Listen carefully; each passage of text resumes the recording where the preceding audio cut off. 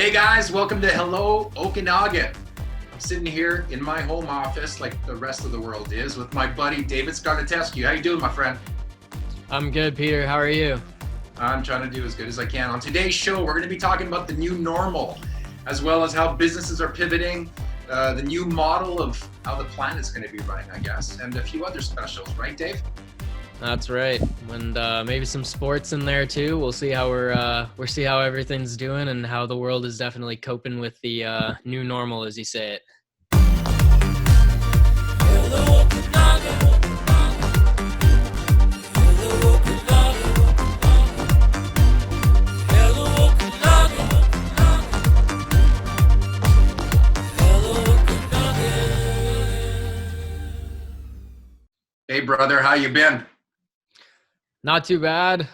It's good to have a weekend off here. Definitely weird to have 2 days off in a row for once. Yeah. It's a new norm, you? right? New No norm. doubt, man. No doubt. No doubt. You're a business owner here in the Okanagan. I used to work for a large hotel and got laid off when all that happened. So let's start off with the elephant in the room. I mean, COVID-19 is changing everybody's life around the world. And obviously it affected the both of us. I got laid off and try to come up with new ways to keep my brain moving and keep excited about life. And your business, instead of shutting down, you're smart enough. You came up with some new ideas and pivoted. What did you do? Yeah, I mean, it's definitely been a crazy time. The first week that it was happening back in, I guess that was March, so like 4 weeks ago, whenever it was. But it was crazy to see all the regulations shifting and having to do like a 180 almost every day. And I think that's the most difficult part for any business owner, is making sure that you can keep up with all the regulations, because a recession is one thing. I mean, you start marketing a little bit better, you trim your expenses and everything, you stay in business, but at least the customers are still allowed to leave their home and come in. I think the issue with what's happening here is this is a pandemic. So you have the recessionary parts of this, but you also have the pandemic side where people don't want to leave. So switching to a takeout delivery model where the people that are out and about can still access it, but also trying to increase, I guess, the amount that each customer is spending. I mean, I went from a $10 to $20 meal to trying to make sure that customers are spending a little bit more. And I mean, that means they're buying more food for the rest of the week, but also raising the cost that they're spending every single time. So they're looking, without raising my prices, of course, but making sure that they're buying, bulk soups, large quantities, so they can feed the whole family. Instead of buying, one baked good, they're buying enough again for the whole family. So tweaking that, but it's been interesting to see how many shut down immediately when all this stuff kind of started, and how many of them are kind of starting to try and open up again, because we realize it's going to be longer than 2 weeks. We're in it for probably the long haul, at least another 2 months, I would say. And then let alone all the impact that's going to happen after this is over, for people to actually get used to going back out there again. I'm thinking we're in this for probably at least 6 to 18 months. We'll see the repercussions of what's happened just in the past few weeks. Yeah, exactly what I've been hearing. And, whether it's international news or local news, I mean, been saying the same thing, really. It's a new norm that we're going to be living in, and they don't see a change for 12 to 18 months. They do say that the event industry, which I'm a big part of, and the hospitality industry, which I was a part of, is going to be the last thing that they're going to allow to slowly get back into full function. Again, this whole new normal right now, everyone's trying to figure out, when are we going to go back to normal? We are not. I need to let everybody know there's not going to be a normal probably for a year and a half. What the if not longer. Yeah, the government's going to allow us to slowly let go of the pedal, meaning when you're out in public, everyone should wear a mask. When we're allowed to, go back into restaurants again or public places, there's going to be a large space between the person next to you. Big concerts and football games and soccer games and everything. I mean, right now, what they're talking about around the world is bringing in their professional teams, incubate them, I was going to say, is isolate them and keep them together for 14 days. And that's a big group. You're not just talking players. You're talking coaches, assistants, the training. You're even talking the camera crew. So we're talking 100 to 150 people per team. And then after that 2 weeks, they're allowed to now maybe start playing games against each other behind closed doors. So no one in the audience. Taiwan actually just started a couple of weeks ago their soccer, basketball, and baseball to finish off the season, and the other one to start off the season. They put cardboard cutouts of people in different parts of the stadium just for a visual thing for the camera crew, but also for players that are there. I'd laugh if they start piping in background noise like clapping and booing and everything. I think that's what we're going to see happening. There's a lot of sports that haven't finished, that need to finish, like soccer, international soccer. Basketball should be in the playoffs right now. Same with hockey. And then there's baseball that literally was supposed to start 2 weeks ago. What are they going to do? So I think with sports, you're not going to see anyone in the stands for the first year. No, and I think we'll also start to see an explosion in esports as well, which is pretty interesting. I mean, I'm seeing there's that Call of Duty league that launched in the US, and they're absolutely exploding with their viewers on things like Twitch now, because if you think about it, that is all digital already. So we may start to see something pretty interesting happen where esports was something that was new, and then when we come out of this, it's going to be probably one of the top things that people are watching around the world now. What we need to realize is like business and the world and reality is never going to be the same again after this. No, not at regardless of what they say, we're coming out of it in 12 to 18 months. Nothing is ever going to be the same again. Everybody's business model has to change and to start adapting now for that. Doesn't matter what you've done. And it will carry over. Adapting.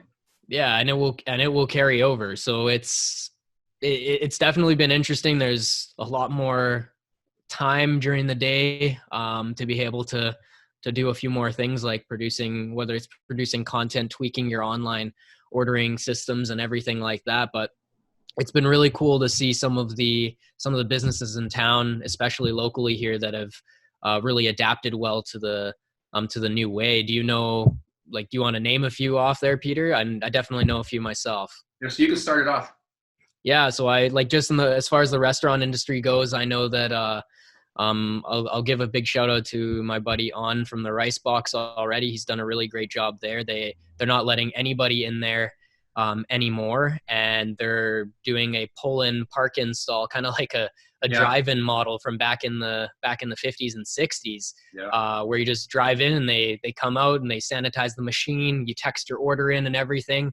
They're making it up, and I mean their business was already takeout and delivery, so it's great for them. They're actually even busier now than just other places like Ratio in town with their online ordering. They went a little bit further into that, and they're doing way more curbside pickup. Midtown Bistro is another one that's doing really well. What I like about them as well, and a few others, how they incorporate is, instead of one meal per person, they know that you're stuck at home with your family. So they're doing meals for 2, meals for 3, all the way to meals for 8, and just making it simple for you in a nice box. I know Brown Social House just started their takeout and delivery service as well. So I know Jaren's been able to open that up as well. Yeah. So no, it's good to see. And I mean, even the meals for 4, whether it's for 2 people, you get 2 meals then, or I mean, if you're eating with me, that's 1 meal. So it is what it is. But I mean, yeah, I know there's lots of the retail shops that are doing a lot of online. I know Big Sun Vernon's they're producing content, but they're also doing a lot of online ordering. Birch Hill Studio, same thing. So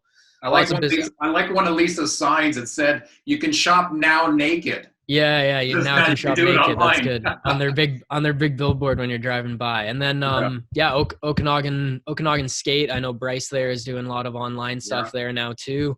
So yeah, lots of businesses absolutely pivoting. Yeah, and if you didn't have your business online, this is a good kick in the butt to push you to be online. I mean, there's a lot of businesses out there that never were online or barely were online, whether it was social media or websites, and now that's what they're doing.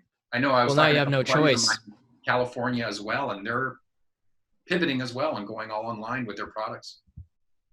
Yeah, you look at the biggest ones. I mean, the stocks that are going through the roof right now, obviously apart from some of the grocery stores, but Amazon just hit all-time highs a few days ago. Netflix. The ones that were already set up for this are gonna reap the rewards even further, and the ones that weren't set up will hopefully set up, or they will be. Unfortunately, we've had historical moments where places were put out of business. I mean, your big supermarkets put the small markets out of business. You put the online retailers are going to put the supermarkets out of business. So it's going to be a matter of adapting to the times. And this is a situation that's forcing adaptation. Like I said, the pandemic nature of it is forcing you to still try and find ways to reach your customers. Yeah, yeah. I'm kind of jealous of you though, because you at least you wake up and you shower, you put on some nice clothes, and you get to work, and you get to meet people from afar, and you know you sanitize and you clean and all this kind of good stuff to to keep everybody safe. But I wake up and I'm lucky to brush my hair. I actually did today for you guys. Actually, I also put on deodorant for this. Not like you can smell Oh, thank you for that. It's smell-o-vision. But that's the part that I had to get used to. The first week, I think it was like 7-8 days later, I was doing my laundry, and I started laughing out loud. And my wife Chelsea's like, "What's going on?" And I'm laughing because I'm folding my clothes, and I realized that I didn't have any of my regular nice clothes that I'm doing laundry for. It was all PJs and sweatpants and t-shirts. That's my new norm. Yeah. So just trying to get adjusted to this. Have you been on your free time been watching any Netflix or anything? Speaking of stocks, I'm sure theirs went through the roof. Yeah, I mean, definitely just trying to get used to actually, like, because I was working Monday to Saturday before it all happened. So now with a smaller skeleton crew and being definitely more hands-on, it's more necessary to have the 2 days. I mean, definitely for the staff, but also for myself. So first day is usually just sleep in a lot, Yeah. get the 10-12 hours sleep in to recover from a busy and tiring week. And then I've been watching a little bit of TV here and there. I've honestly been really big into like online board games, playing a lot of Catan. How's the flow, by the way, since we can't go to our hairstylist anymore? It's getting long. It's getting pretty long. Yeah, I, I read something. I read something that was pretty interesting today. It's like the world is a strange place now. I never thought that I could be able to walk into a store and buy weed, but I have to meet my barber in a dark alley to get a haircut. exactly. I got to admit something though. I had to give myself a trim last week because I got the razor for the beard, but there's a little bald spot up here. I'm not embarrassed to say. I got in there a little tight and just shaved her off. You might be too young, but there was something I don't know, like 20 years ago called the Flowbee. Something you plug into the end of your vacuum, and it kind of like gives you the brush cut. Oh yeah. Literally thinking of ordering that because how else are we going to live? We can't even go to our salons anymore or our hairdressers. It's crazy. No, you're gonna have to get the trusty girlfriend or wife buzz cut there. It's Yeah. I've been begging her to do it for me, and she's like, "No, I can't touch your hair. You'll be mad."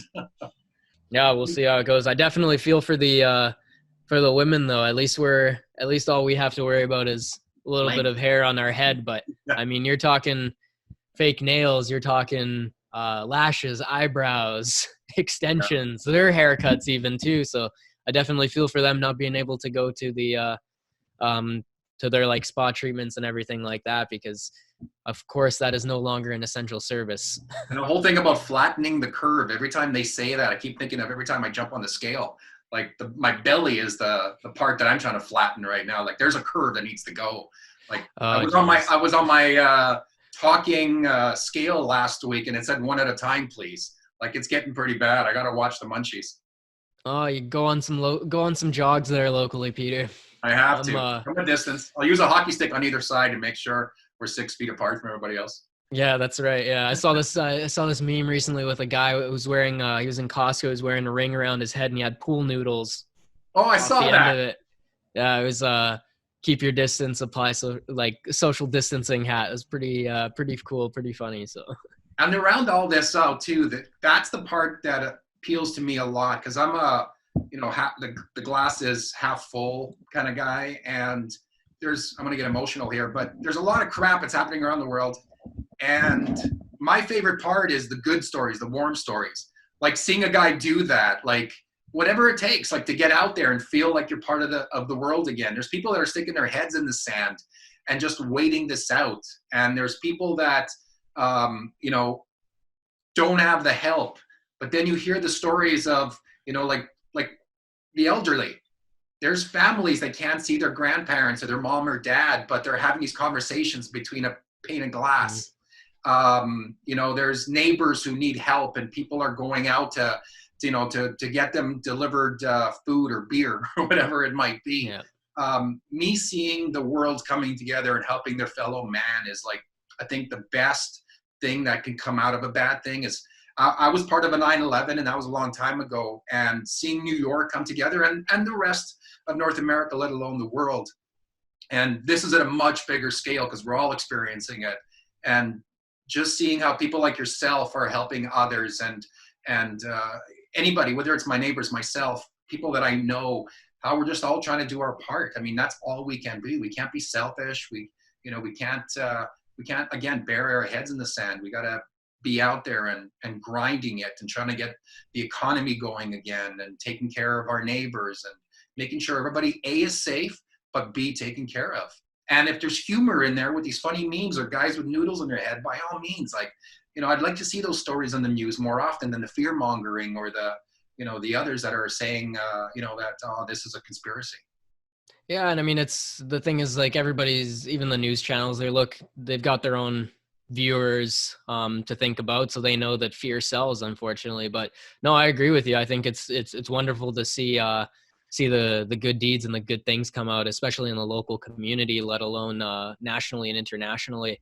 I want to talk about the all-in challenge in a little bit here too, something I was noticing as well, which is cool there. But yeah, I just want to, like, say to a lot of people, because every day I'm seeing somebody do something nice, whether it's buying food for the next person in line, whether it's donating money so we can feed seniors, whatever it is. But it's wonderful, and no good deed is too small. It can be something as small as, taking something to a senior that needs, smiling at somebody on the street. Like, these are tough times, and the crisis moments, the crisis times are gonna expose and bring out, hopefully, the best in people. And that's definitely what I'm seeing, and what I want to talk about a lot more, because it is happening. And I'm with you, Peter. I'm an optimist. I'm a positive person. I like to see the glass is half full. So for me, it's wonderful that this whole crisis is actually happening in this time, when we have things like Zoom, when we have things like FaceTime, when we have the technology that can actually keep us together and help us stay connected, rather than make us feel more apart because we're all separated and can't go anywhere. So we all have our part to do, and we have to do it. Because, a couple of years from now, you're going to look back on the road, and who was the one that was out there helping their fellow man, or who was the one that was putting a smile on their face? I mean, every little bit helps. It doesn't matter how you can help. And it's practical. I always say, like, karma is a practical thing, whether you believe in it or not. Exactly. There's just something about, you do good things, eventually you'll attract good things as well. And whether you're doing them with expectation or not of getting good things in return, at least you're still doing good. One of the things I've found cool is recently that's been popping is that all-in challenge. Have you heard of that, Peter? No, I was going to bring that up because you were going to. Yeah, so it's in the States, actually. It originated. So the owner of the Philadelphia 76ers, a NBA team, actually started something called the All-In Challenge, where he challenges celebrities, actors, professionals, artists to donate something incredible, like some sort of service that's incredible. Like, I'll give you an example. Ellen DeGeneres is having somebody host her show with her. Drake is giving away some crazy package. I think Jamie Foxx is going to have a walk-on role in one of his movies, a speaking part as well. Yeah, no, so it's and then there's a few others, like Justin Bieber's doing he's singing One Less Lonely Girl. He's going to go to your house and sing that to you. So, like, from all the songs, that's the one he chooses. They might ask for a different one when he arrives. Are you kidding? I want Justin Bieber to come sing One Less Lonely Girl to me. But yeah, basically how people enter, they're raising funds for crisis relief during this whole pandemic. And they're basically, what's cool about it is it's on an entry basis. So pretty much $10 buys you 10 entries, and it just goes up from there. And you can buy entries to get into the draws to win. And some of these more like higher ticket items like even Matthew McConaughey's bringing you to a University of Texas game with him, like you're gonna watch the game with him. Some of the other items on there are being auctioned off, so there's bids as high as like tens of thousands of dollars That's really cool. to get one of these. And yeah, they've raised, I think it's close to 10 million now, I would imagine. But yeah, they're raising a lot of money. Their goal is to raise $100 million. So I wanted to go into how everybody now, and it's just been over a month, where the new normal within your own house has changed as well. My wife is lucky. She works out of the home. She has a home office here, and life hasn't changed for her. She's still working. The only thing that's changed for her is my son's not at school and I'm not at work. So we're living together the entire time. So there's a lot of people I've been talking to where, you know, they're just getting used to that aspect of life. And then the other one that makes me laugh is when I go on social media and I see a lot of people on TikTok now more than ever. The funny part about TikTok is I'm seeing people over 30 mostly on it, and I'm seeing the kids that used to be on it. Yep. So I think the kids are kind of like, I'm over TikTok, because the parents took over TikTok.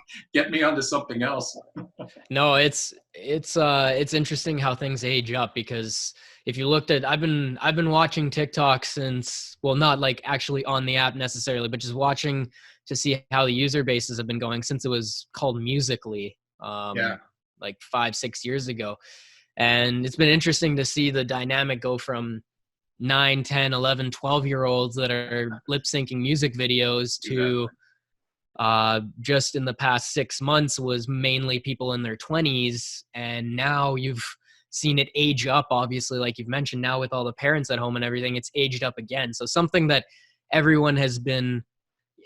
social media has been ridiculed, though. I mean, when Facebook came out, it was, oh, that's just for college kids. When Instagram came out, oh, that's just for young adults. That's just for photographers. When Snapchat came out, oh, that's just for teenagers sending nudes, right? Like, it's just everything adapts and everything shifts. At the end of the day, it is a center where people are producing content. But I'm definitely seeing the TikTok market start to get more and more saturated with content, whereas, I mean, 6 to 12 months ago, you could have put up a video. Your first video could be one that got 10 million views. And now you're going to have to post a lot more. Let's just put it that way before you get to the virality of that. I mean, just myself with my business and personally, I've only the highest I've been able to reach is like 50,000 people with one video, but the organic reach is still there and the content production is still there. And there's some funny things going on. I mean, you can get lost in your TikTok stream for 2, 3, 4 hours at a time. Yeah. And what about the people that are single? And those are the ones that my heart goes out to, especially the ones that used to live on Tinder. Yeah. No, the guys are gonna have to get a little bit more creative. It's no this longer is how they're gonna probably be dating right now. They're doing it's no longer gonna be Netflix and chill. It's gonna be, hey, I wrote you a song on my guitar. Can I sing it to you on Zoom? Like, hey, you're gonna have to try a little harder. I made you this dinner. Too bad you can't have any, but I'll eat it for you. Read some poems, right? Yeah, exactly. It's a new norm again, right? Yeah. No, it's going to be cool to continue chatting with you, bring on some guests and everything like that to see how everybody's coping with it and what everybody else's input and what they're seeing is happening, and hopefully talk about some things happening locally as well. There's lots of good happening, and it's good to see businesses are getting their relief packages for their loans from the government. People are getting their CERB packages. The wage subsidy has been announced and going to be available soon. So the government is stepping up with measures that they feel are gonna help, and they are already helping a lot of people. My biggest question is always going to be what's going to happen after all the measures are put in place. What's a budget deficit going to look like? What's the taxing system going to look like on the free money that's coming out right now? So there's lots to think about, and the future will hold those answers. But we're lucky here in Canada, there was a massive reserve, and that's been helping out. I feel bad for those friends of ours in the South, in the US, and our family that are down there. Apparently they're only getting one check. We're lucky up here. We get a few, but they get one check down there for $1,200, and they just put the brakes on that because Trump wants to sign them all. Wow. It's not even his money. It's a Treasury branch. It's the taxpayers' money. Yeah. This money could have gone out a while ago, but he slammed the brakes on it because he wanted to sign them all off. And, you know, then again, there's benefits and there's issues with that too. I mean, I know locally, one of the recent articles I read was that CRA is saying yes to everybody right now in They're going to pull that Canada, money back for those that. but they're going to be auditing everybody in a few months too. So the people that did get money and are spending it right away, I mean, again, just locally, I know some people that work at Best Buy that are telling me how busy Best Buy has been in the past 2 weeks since people have started getting paid, like buying humongous brand new TVs, consoles, whatever it is. So yeah, the money's going back into the economy in one way or another, but I just hope that people are learning to save rather than to over leverage, because the ones that are getting hit the worst in this time are the ones that were over leveraged going into this. And they're pumping out those checks real quick. The issue I have is they don't have time to actually make sure everyone qualifies. When it's time to get your taxes done, you're going to have to pay that money back. Yeah. And people, I think the most important thing right now is that people need to live really close to below their means, like really well below their means, and make sure they're spending as little as possible during this time. And if they did get money from the government, it needs to go into a savings account of some sort that you can easily pull it out of if you need to pay it back eventually, because you most likely will. I will be honest, the majority of people that have gotten it will need to pay a good chunk of it back, and everybody that's gotten it will need to have taxes deducted. I mean, I read an article that even the most minimal, even the smallest tax bracket is still going to be paying about $360 of this back. Yeah. Of each $2,000 paycheck. So, I mean, you start to get 3-4 of those checks, you're owing over $1,000 at the end of the tax season next year. But again, that'll be get EI than the CERB check. Well, because your deductions are already taken off of it. But the thing is, everybody who applied for EI has been rolled into the to the CERB. So it's it's gonna be an interesting few months and next year here to see where this goes, what happens with the economy, what happens in the market. I mean, I already know through reading, banks are tightening on lending. It'll be good, I think, to have people in the mortgage industry to come talk about that, I think, because they're definitely tightening the restrictions, increasing the credit score requirement, increasing your down payment amount. They're adjusting income requirements and everything. So they're doing things accordingly to make sure that this doesn't get out of hand, right? Yeah, exactly. What I do want to hear, though, is from our viewers, whether you're local in the Okanagan or in Canada or outside anywhere. All this is affecting you as well. So we want to hear how you're coping, what your government's been doing. I want to know about local heroes. That's the big thing for me, is let us know if we need to give props to somebody. So write us a letter. We have a Facebook page now, so Hello Okanagan on Facebook, or you can just comment down here and let us know a little bit about yourself, what you're doing, and more importantly, let us know about a local hero that needs some acknowledgement. And again, we're one world. We're all sharing this at once. And no one's immune to this. Back in the old days, I guess, everybody knew their enemy.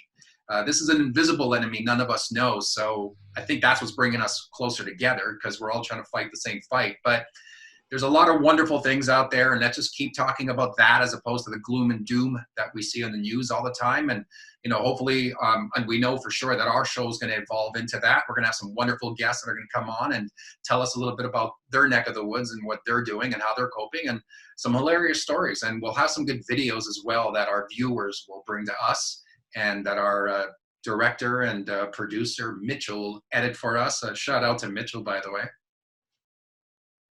And shout out to Mitchell. No, we're really excited to get going, share some stories here. But I agree with Peter. Leave some comments, feedback, local heroes, local stories, whatever it is, questions even, and we'll get to them all in coming episodes. But I think the biggest thing to hang on to is, like I said, that glass half full scenario. Just hang on to the good, hang on to the positive. Start to focus more on that, start to interact with that more, because frankly, if you and the closest people around you are still healthy, then you're in a great place, regardless of what's happened to your job or your business or your current financial situation. If you and the closest people are healthy, you're winning, and you're winning well. So keep everyone that you can close to you, and call up your family, stay in touch with your family. I know I'm reaching out to my family who's overseas in Romania on a weekly basis to make sure everyone's doing okay there. So shout out to Romania. Reach out. Shout out to Romania. Now is the time to stay in touch, to stay connected, and to hang on to gratitude. And going back to what you were saying about technology, we were talking about that. Imagine if this was 10, 15 years ago. There would be no Facebook. There would be no FaceTime. And now we got House Party app. There's Zoom, obviously. There's Skype. I mean, there's so many ways to stay connected with your loved ones. I'm loving seeing people utilize it in cool ways, whether they're having like a girls' wine night or a family catch up. Last weekend was Easter. There were people having Easter dinner within their own locations, but sharing it through social media and these networking apps that we all have right now. Thank God for Netflix and Amazon Prime and everything else that's keeping us entertained. So it could be worse. That's all I gotta say. No, and that's the thing. If you can hang on to the little things that are going well, then use gratitude as a form of exactly that. It could be worse. It's what works for me all the time. Because it can always be worse. I mean, we're already, just the fact that we're in Canada, we have it so much better than a lot of the places globally right now. So definitely a lot to be grateful for there. On that, my friend, I want to give you a virtual fist pump. Boom. And we'll see you all again. Take care. Okay, thanks for watching, guys. We'll see you next time.